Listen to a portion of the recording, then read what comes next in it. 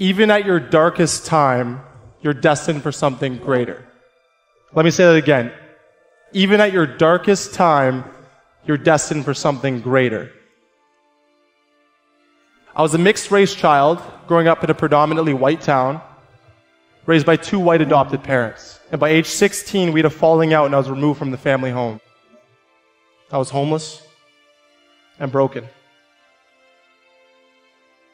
I was then brought to a small town where I was mistaken for the other mixed-race child at my public school.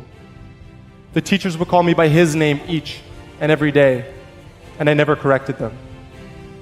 How can a 6th grader believe that there's greatness within them when they're not even being called by their own name?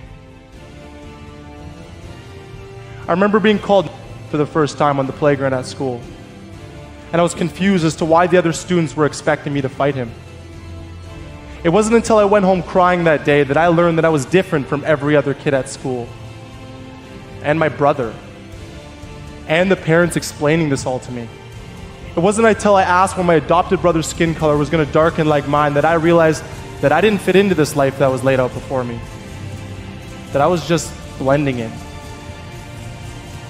This led to years of confusion and frustration. I began asking questions that always came back with the same answer.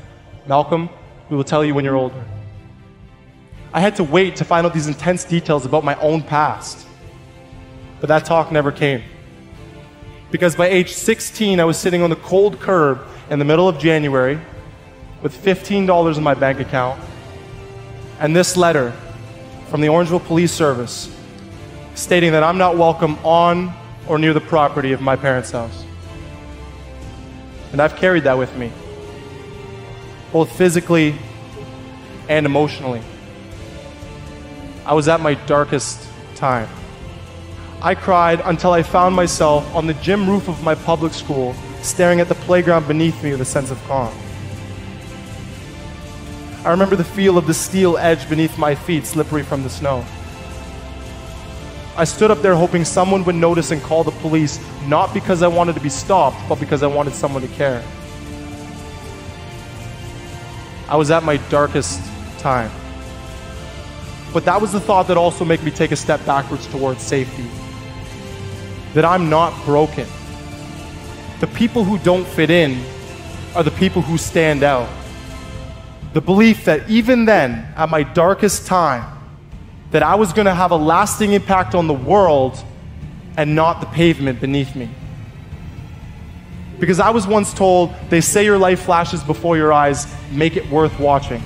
And I didn't like what I watched during my time spent on that gym roof. I healed my mind. I became comfortable with being different. My friend's family took me off the street to watch me succeed. I now have a place to go home to during the holidays, and there are presents under the tree with my name on it at Christmas time. I have gone on to post-secondary school where I captained Durham College's men's first rugby team to an OCAA gold medal.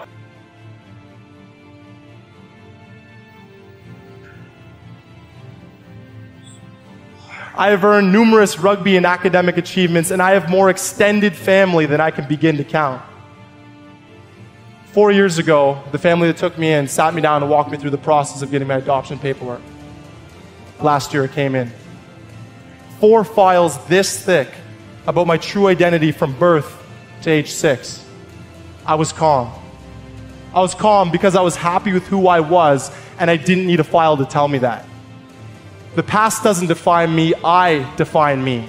And if there's one thing I'd ask you to take away from my speech, it's the belief that everyone, even at their darkest times, is destined for something greater, because I conquered mine, and it saved my life.